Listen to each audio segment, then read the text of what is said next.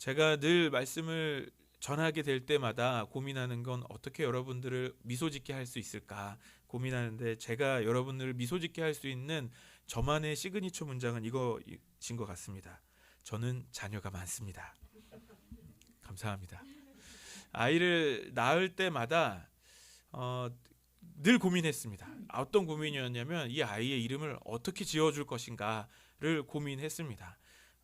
저의 할아버지가 저의 이름을 돌림자로 지어주신 것처럼 그렇게 지을 수도 있었지만, 하나님께서 계속 너무 주시는 마음도 있고 기도하면서 하나님이 원하시는 이름을 줬으면 좋겠다라는 마음이 있어서 너무 고민하고 정말 괴로워하면서 겨우겨우 이름을 지었던 것 같습니다. 교회를 다니는 부모들 중에 이름을 지을 때 성경에 있는 인물을 가지고 이름을 지을 때가 많이 있습니다. 뭐 정확하게 어떤 통계가 있는 것은 아니라 제가 만났던 사람들 중에 성경의 인물에서 많이 쓰였던 이름들이 있는 것 같습니다. 그 중에서 아주 유명했던 사람은 사무엘이었습니다. 사무엘은 정말 사무엘이 태어난 그 과정이 정말 아주 힘들고 어려웠잖아요. 한나가 어렵게 사무엘을 갖고, 또 한나가 그 임신한 그 태중에서, 뱃속에 아이를 임신한 중에서 또 서원하고, 뭐 그런 일들이 정말 실제로도 일어나서 정말 그 이름을 사무엘로 임신할 때부터 서원되어서, 그래서 신학교까지 오게 되는, 그래서 제가 신학교를 다닐 때 사무엘 이름을 여러 명 만난 것 같아요. 홍사무엘, 최사무엘, 김사무엘, 뭐 너무 많아가지고 다행히 저랑 친하지는 않아가지고 그렇게 이름을 자주 부를 일은 없었지만, 참 사무엘인데 하나같이 사연이 비슷했었던 것 같아요. 다 부모님이 서원했다 이러면서 왔던 이름도 있었습니다. 뭐 요한이란 이름도 많이 쓰죠. 예수님이 사랑하셨던 제자 요한, 또 광야에서 외치는 자의 소리로의 요한, 이런 사람들도 있었고요. 또 많이 쓰는 이름 중에 솔로몬도 있었던 것 같아요. 솔로몬처럼 지혜로운 왕, 아주 부강한 나라의 왕과 같은 솔로몬이 되기를 바라는 그런 이름도 있었습니다. 또 누가 있을까요? 여러분이 생각하시는 이름들이 다 거기라고 생각하는데, 사도 바울도 많았죠. 사도 바울처럼 복음을 전해라 라는 이름으로 바울이라는 이름을 져주기도 했습니다. 또 다양한 이름들이 있는데, 아마도 예수님을 믿는 부모라면 아마 이 이름을 제일 좋아할 것 같습니다. 오늘 본문에서 나온 요셉입니다. 왜 그럴까요? 요셉은요, 굉장히 성공한 사람이거든요. 요셉은 이집트의 총리가 될 만큼 아주 큰 성공을 이룬, 아주 정말 요셉으로 인하여서 아예 집안이 다 살게 되는 그런 사람이기 때문에 아마 요셉이란 이름을 너무나 사랑하고 또 요셉이라고 이름을 지어주고 싶었던 것 같습니다. 심지어는 요셉이란 이름이 한자로 쓰기 어려워서 요섭이라고 이름도 바꿔가지고, 그 요섭의 뜻은 요셉이라고, 제가 아는 제자가 그런 얘기를 하더라고요. 자신의 이름 요섭인데 요셉으로부터 왔습니다 하면서 자랑스러워하면서 이야기를 하더라고요. 그러면서 굉장히 광야의 시간들을 아직도 보내고 있는데요. 어쨌든 이 요셉이란 이름의 뒤에는 그냥 성공만 있지 않다는 것을 부모님들이 좀 자주 잊어버리시는 것 같아요.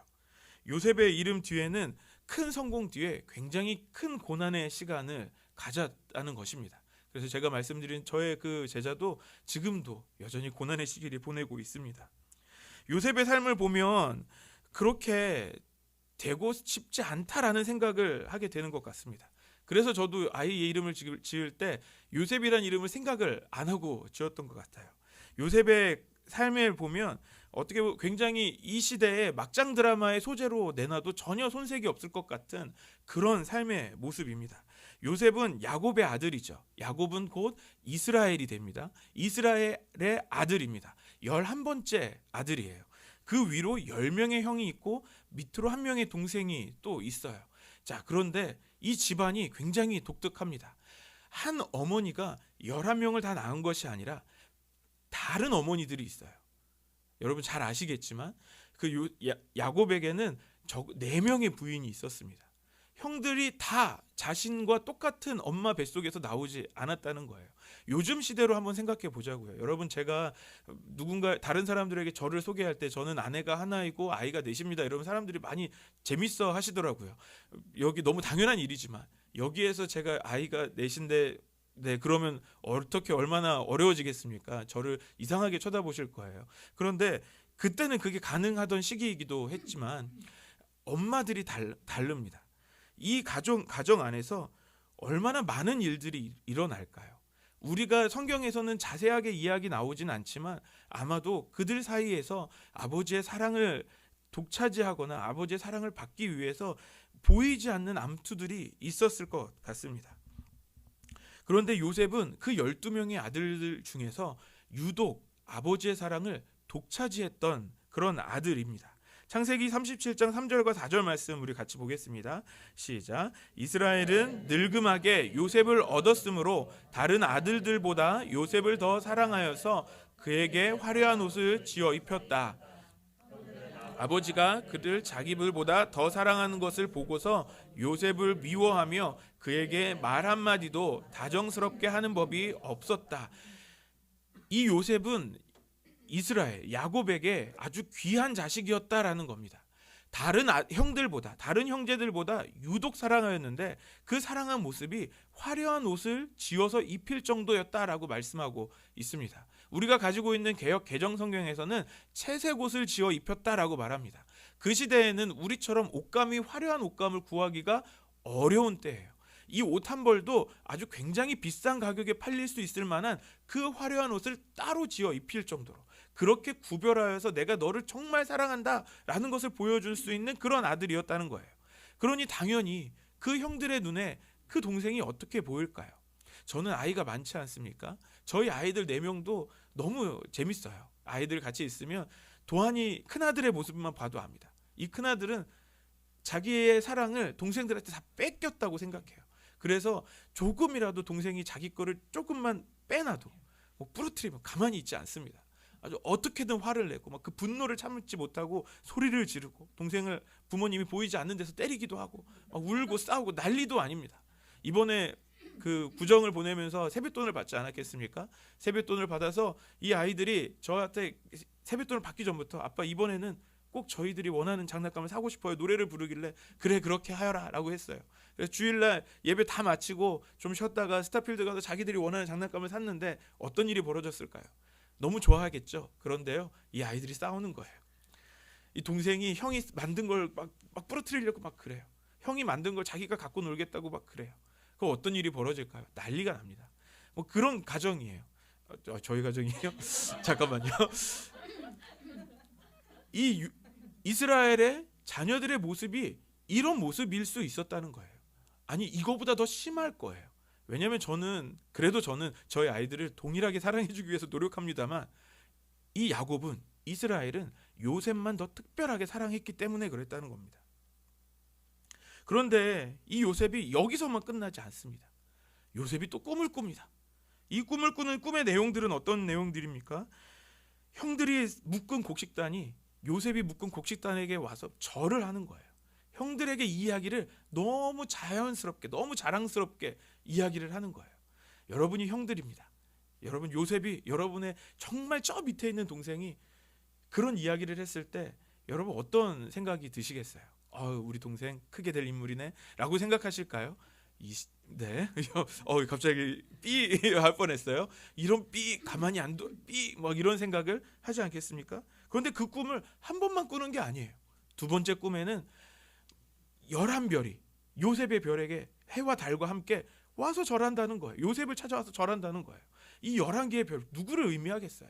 누가 들어도 무슨 의미인지 금방 알아차릴 만한 그런 이야기를 하면서 자랑을 하는 그 요셉을 보면서 아주 이를 아득바득 갈았을 겁니다. 결국엔 형들의 그 미움을 샀던 요셉은 형들에 의하여서 이집트로 팔려가게 됩니다. 여기까지만 보더라도 이 내용을 생각하면 얼마나 막장 드라마의 재료로 얼마나 적합합니까? 그런데 이제 요셉은 이집트의 경호대장 보디발 장군의 집으로 팔려가게 됩니다. 그 집 주인 보디발은 그 요셉을 다른 노예들과 좀 더 다르게 봅니다. 너무 잘하는 거예요. 맡겨진 일도 너무 잘하고 다른 종들보다 특별하게 본 것입니다. 그래서 창세기 39장 3절에 보면 그 주인은 주님께서 요셉과 함께 계시며 요셉이 하는 일마다 잘 되도록 주님께서 돌보신다는 것을 알았다. 요셉을 봤더니 다른 거예요. 맡겨주는 일마다 너무 잘하는데 이게 보통 사람으로 할 수 있는 일이 아니라는 것을 안 거예요. 저 사람의 하나님이 요셉의 하나님이 요셉과 함께 한다는 것을 이 보디발도 인정할 정도로 아주 대단한 사람이었다는 거죠. 자, 그럼 여기까지만 보더라도 이제 요셉의 삶에 또 얼마나 놀라운 일들이 일어날까요? 이제 여기서 돈 좀 잘 벌어서 이제 웬만큼 이제 좀 힘을 얻으면 이제 보디발 장군의 집을 떠나서 다시 집으로 돌아올 수 있지 않겠습니까? 그런데 거기서 끝나지 않았습니다. 요셉에게 보디발은 모든 것을 맡겼지만 그 사이에 그 보디발의 아내가 요셉을 유혹하기 시작합니다. 성경에 보면 요셉은 미남이었다라고 기록하고 있어요. 그 미남인 요셉을 보면서 그 보디발의 아내가 눈짓을 보냅니다. 유혹하는 거예요. 나랑 함께 밤을 보내자. 나랑 함께 침대로 가자. 이렇게 유혹을 합니다. 그 유혹을 뿌리치는 그 요셉은 이제 오히려 반대로 누명을 쓰게 돼서 오늘 본문에 이 감옥에 갇히게 되는 것입니다. 자, 이제 다시 한번 생각해 보죠. 요셉이란 이름 이래도 붙여줄만 할까요? 이런 고난의 시간들을 경험한 이 요셉의 시간, 이 요셉이란 이름을 가졌다면 적어도 이 고난에 준하는 시간을 아마 보내게 될지도 모릅니다. 이 요셉이 그냥 요셉이 되지 않았다는 겁니다. 하지만 감옥 안에서도 요셉은요, 인정을 받습니다. 감옥 안에서도 자신에게 맡겨진 일을 성실히 해서 간수장이 요셉에게 자신의 모든 일들을 맡길 정도로 아주 크게 아주 기대되는 사람이었죠. 그러던 어느 날 이집트의 왕에게 이 바로 왕에게 잘못을 저지른 술 시종장과 떡 맡은 시종장이 감옥에 들어오게 됩니다.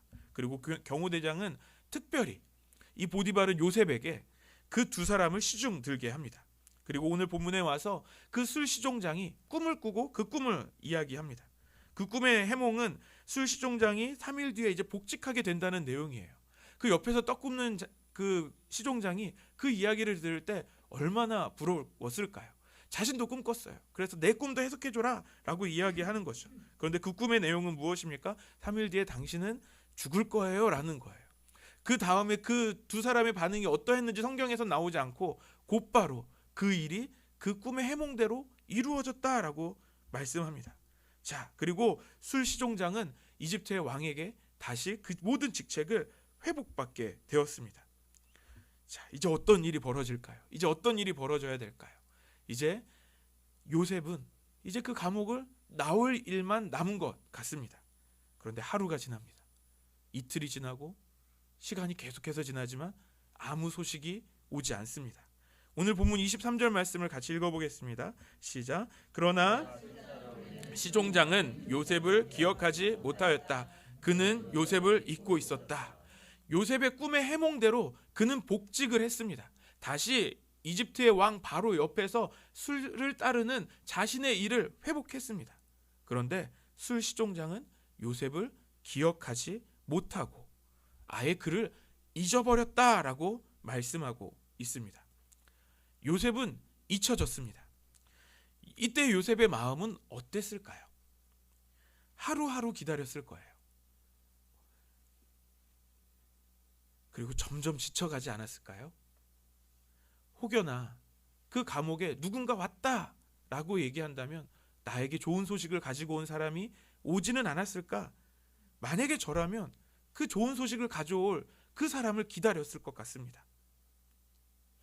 우리가 누군가에게 잊혀질 때 우리가 갖게 되는 생각이 있습니다. 그것은 그 사람이 나를 버린 것은 아닌가라는 생각이 들 때가 있는 거죠. 우리가 세상을 살면서 많은 사람을 만나고 또 많은 사람과 좋은 관계를 맺고 살아갑니다. 물론 그냥 지나치는 그런 사람도 있을 수 있습니다. 하지만 그 중에 우리가 만났던 그 많은 사람들 중에 우리가 열심히 가르쳤거나 도와줬거나 했던 그런 사람들을 생각할 때 굉장히 애틋하죠. 그 사람을 생각하면 너무 기대가 되고 또 어떻게 나에게 좋은 소식을 전해줄까 기다리기도 하죠.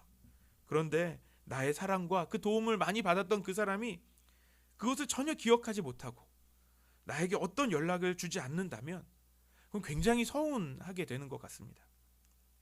마치 그 사람이 나를 버린 것처럼 생각하는 그런 생각이 들 때가 있는 거죠. 우리나라 역사를 보면 우리나라 역사 안에서 기독교는 교회는 우리 한국 사회 발전에 큰 기여를 했습니다. 이분은 로버트 세뮤얼 맥클레이 선교사님입니다. 일본의 선교사님이에요. 그런데 미국에 있던 가우처 목사님이 미국에서 그 한미 사절단으로 왔었던 민혁이과 그 사람들을 만나서 조선이란 나라를 알게 되고 일본에 있는 맥클레이 선교사에게 연락을 합니다.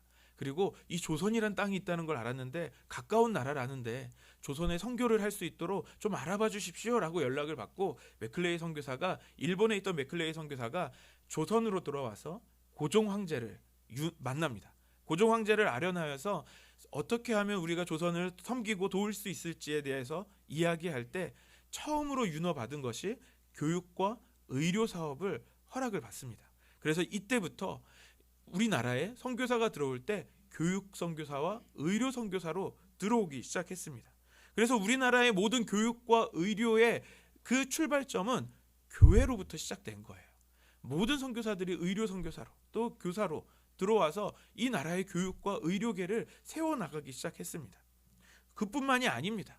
많은 선교사들이 사역하면서 여성 인권, 여성 교육 이런 것들도 다 선교사들로 인해서 일어난 거예요.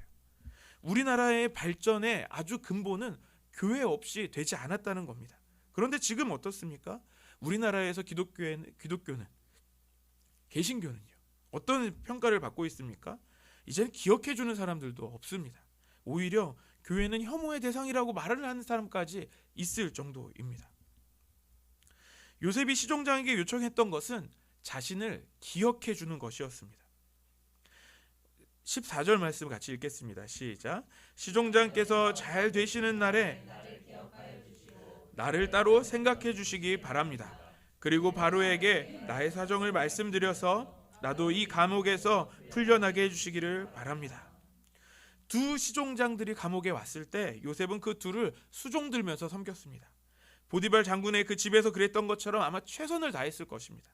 그 꿈대로 슬 시종장은 일이 잘 풀렸어요. 그리고 기억해 주시기를 바랬습니다. 그런데 슬 시종장은 요셉을 기억하지 못합니다. 아예 잊어버렸습니다. 누군가가 우리를 기억해 주지 못할 때 우리의 마음은 어떻습니까? 굉장히 어려워집니다. 교회 안에서도 마찬가지죠. 우리가 교회 안에서 공동체 안에서 최선을 다해서 섬기고 헌신합니다. 그런데 우리가 어떤 이 헌신의 이 섬김의 작은 것일지라도 그것을 누군가 알아주지 못한다면 우리의 마음은 어떻게 될까요? 그런데 반대로 알아주면 또 어떻게 됩니까? 또 열심히 하고 싶어지죠. 더 하고 싶어지죠. 그런데 몰라주면 굉장히 서운해집니다. 어떤 분들은 시험에 들기도 하죠. 주님을 위해 열심히 일하고 헌신했는데 누구도 인정해주지 못하는 것 같아서 시험에 듭니다. 주님이 나를 몰라주시는 건 아닌가? 라는 생각도 하게 되죠. 심지어 주님은 나를 버리셨나? 라는 생각도 할 때가 있습니다. 어떤 분들은 심각하게 하나님이 안 계신 거야 라고 생각하며 교회를 떠나는 사람들도 있습니다. 오늘 본문에서 요셉의 상황이 딱 그런 상황과 같습니다. 열심히 살았습니다. 그런데 오해를 받고 감옥에 갇혔습니다. 또 그 안에서도 열심히 살았습니다. 그래도 인정도 받았습니다. 그리고 기대했던 그 기회마저 찾아왔습니다. 하지만 그 기회는 처참히 무너져 버렸습니다.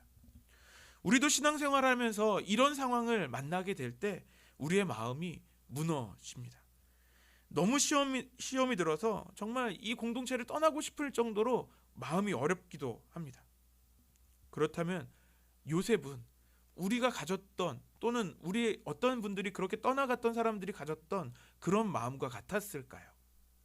요셉도 시험이 들어서 그 떠나던 사람들처럼 떠났을까요? 성경은 하나님께서 요셉과 함께 하셨다라고 말씀하고 있습니다. 창세기 39장 2절과 21절 두 절 말씀 같이 보겠습니다. 시작. 주님께서 요셉과 함께 계셔서 앞길이 잘 열리도록 그를 돌보셨다. 그 주인의 사람의 집에서 살게 되었다.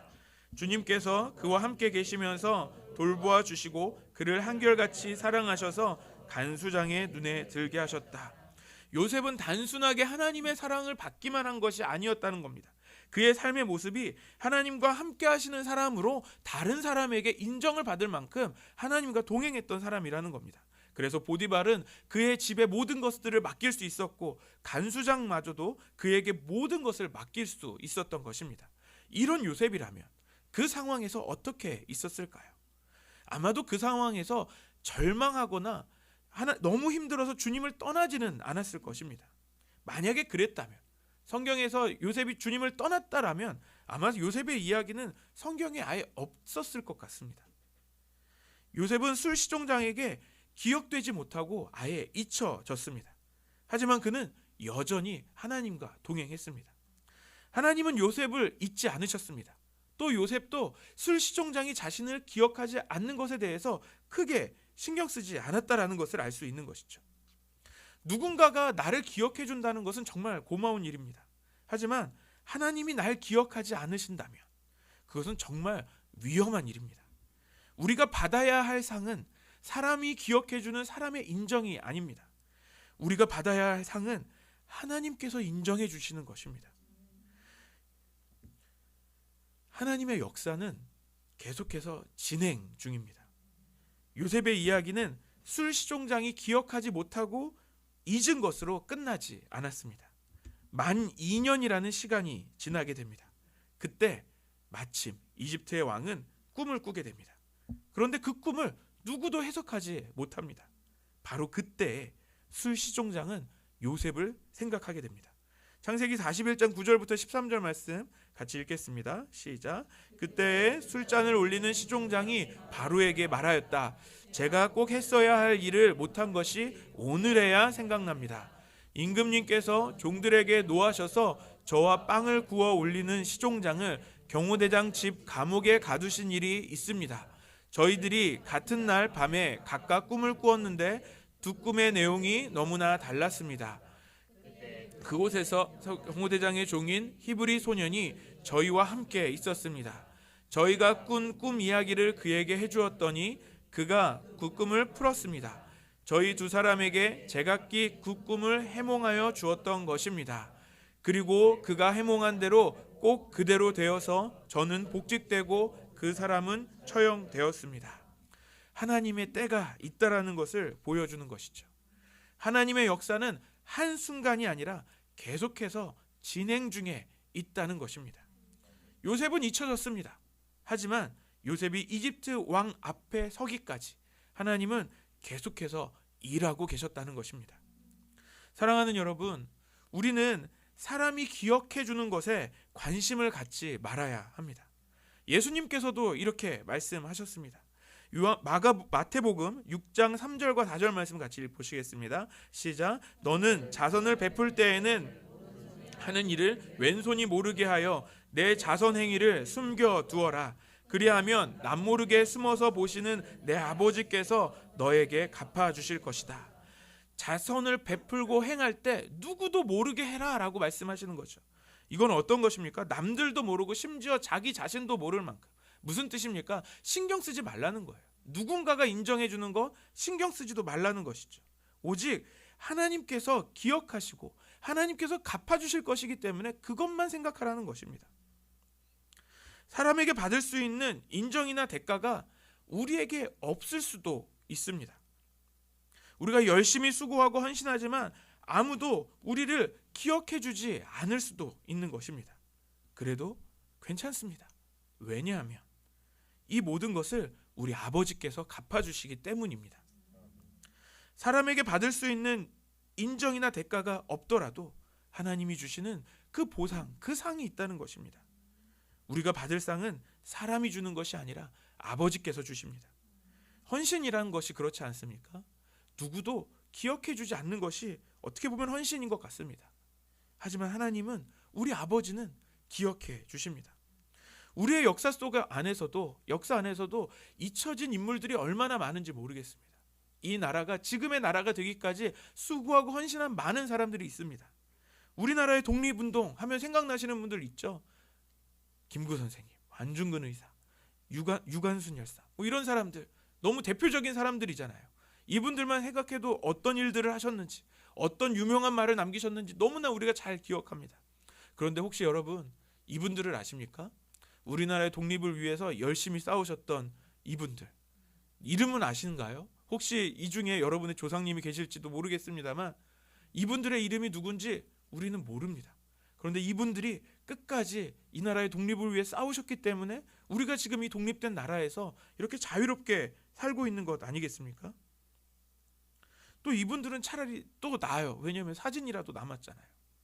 근데 사진도 없고 이름도 알려지지 않는 그 많은 분들의 헌신이 있기 때문에 지금 우리나라가 있을 수 있는 것이죠. 오늘 우리 시대에도 이름 없이 수고하고 있는 많은 사람들이 있습니다. 이른 새벽에 누구도 치우지 않는 그 쓰레기들을 줍는 분들이 계십니다. 그래서 우리가 아침마다 깨끗한 길을 볼 수 있는 것이죠. 하지만 그 누구도 이 청소부가 너무 귀한 일을 하셨지라고 생각하시지는 않습니다. 또 여러분, 간밤에 여러분 평안하게 주무셨습니까? 혹시 오늘 주무시기 전에, 또 오늘 밤에 주무시기 전에 혹시 이런 걱정하시는 분이 계실지 모르겠어요. 내일 전쟁이 일어나면 어떻게 하지? 내일 북한이 쳐들어오면 어떻게 하지? 혹시 이런 고민을 하시는 분이 우리 중엔 한 분도 안 계시죠. 왜 그렇습니까? 지금도 저 전방에서 근무하고 있는 우리의 젊은이들이 있기 때문에 그렇습니다. 누구도 기억해주지 않지만 꿋꿋이 국방의 의무를 다하고 있는 이 나라의 젊은 청년들이 있기 때문에 우리는 안심하고 있을 수 있습니다. 우리가 편하게 살고 있는 것은 누군가의 헌신이 있기 때문에 그렇습니다. 우리의 가정도 그렇지 않습니까? 너무나 당연하게 우린 집에서 먹고 자고 일어납니다. 그런데 그 뒤에는 우리를 위해서 헌신해주는 그 헌신의 손길들이 있는 것입니다. 너무 당연한 것들은 어떻게 보면 너무 당연하게 이루어지는 것들이 아닙니다. 교회도 마찬가지죠. 우리가 지금 이렇게 편하게 예배드릴 수 있는 이유는 누군가의 헌신이 있기 때문에 그렇습니다. 또 우리가 영상으로 이렇게 예배를 드릴 수 있는 것도 모두 보이지 않는 헌신들이 있기 때문에 가능한 일입니다. 하나하나 세세하게 우리는 기억하지 못합니다. 헌신하는 모습을 바로 옆에서 지켜봤을지라도 우리는 그것을 기억하지 못하고 잊어버립니다. 하지만 우리 주님은 기억하십니다. 우리 아버지는 그 헌신을 갚아주십니다. 사랑하는 여러분, 성도는 사람에게 기억되는 것이 중요한 것이 아닙니다. 하나님께 기억되는 성도가 되어야 합니다. 하나님은 그 헌신하는 성도를 잊지 않으십니다. 큰 일, 그러니까 남이 인정해 줄 만한 그런 것만을 하는 사람이 헌신하는 것이 아니라는 겁니다. 지극히 작은 일부터 헌신입니다. 교회 청소부터 시작할 수 있겠죠. 식사 봉사, 차량 봉사 같은 일들도 있습니다. 심지어 화분에 물을 주기까지. 누가 알아줄까요? 아무도 몰라줄 수 있습니다. 이번에 지방에서 하는 그 자격과정 심사 때 제가 가서 잠깐 일을 돌보면서 한 교회 장로님이 하신 말씀을 들었습니다. 그 장로님은 주일 새벽에 제일 먼저 교회를 나오신대요.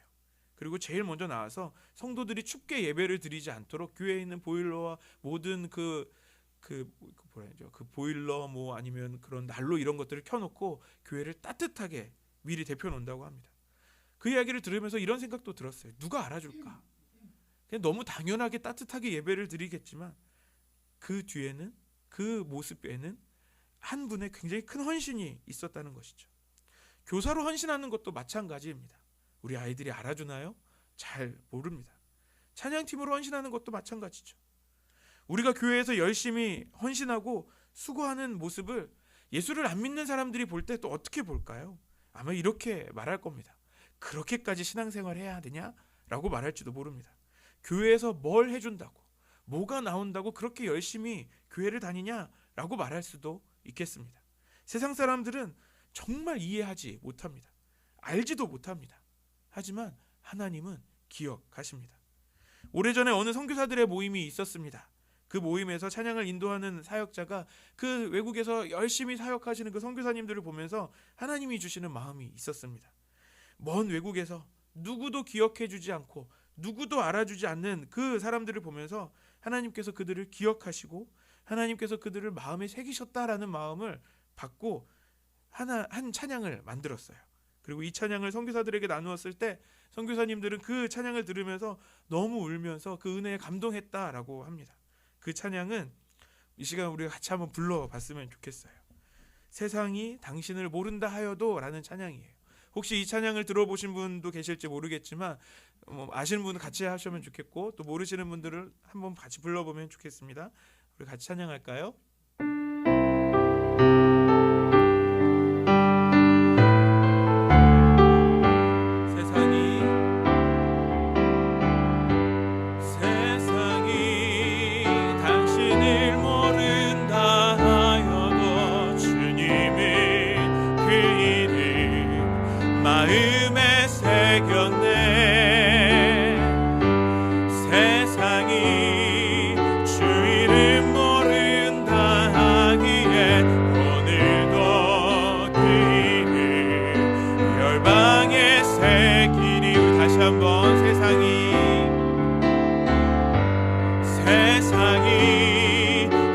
당신을 모른다 하여도 주님의 그 이름 마음에 새겼네.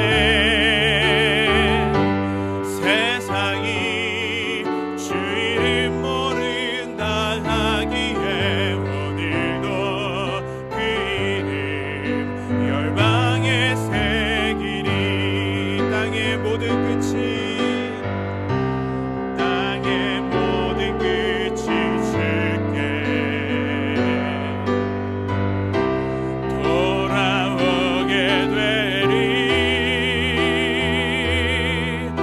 잃어버린 영혼들을 향한 아버지의 꿈 당신의 삶을 통해 이루어지리. 세상이 당신을 모른다 하여도 주님의 그 이름 마음에 새겼네. 주 이름 모른다 하기에 오늘도 그 이름 열방에 새기리. 아멘. 사랑하는 여러분, 이 찬양은 단순하게 선교사님들에게만 부르는 노래가 아니라고 생각합니다. 오늘도 우리 교회 안에서 보이지 않는 곳에서 헌신하고 섬기는 우리들에게 주님께서 주시는 주님의 말씀인 줄 믿습니다. 세상은 우리를 기억하지 못할 것입니다. 관심도 없습니다. 하지만 우리 주님은, 우리 아버지는 우리를 그분의 마음에 새기셨습니다. 주님께서 기억하시는 성도가 되는 저와 여러분들 되시기를 소망합니다. 또 우리 안성이 열린교회가 세상은 기억하지 못할지라도 주님이 기억하시는 믿음의 교회가 되기를 소망합니다. 우리 다 같이 기도하시겠습니다. 살아계신 하나님, 감사합니다. 우리가 받고 싶은 상은 사람들이 주는 상이 아닙니다. 우리가 원하는 상은 주님께서 인정해 주시는 것입니다. 주님께서 우리에게 잘하였다, 착하고 충성된 종아라고 말씀해 주시는 주님의 음성 듣기를 원합니다. 우리가 주님께 드리는 헌신이 아주 작은 것일지라도, 세상이 아무리 모르고 기억해 주지 못할지라도, 많은 사람들이 우리를 기억해 주지 못하고 잊을지라도 주님, 우리를 기억해 주시옵소서. 남들에게 인정받기를 힘쓰기보다 주님이 기억하시는 성도가 되게 하여 주옵소서. 사람들이 우리를 모르고 잊어버렸을지라도 주님의 마음에 새겨지는 성도, 그런 교회가 되기를 원합니다. 주께서 주시는 은혜에 감사드리며 예수님의 이름으로 기도드립니다. 아멘.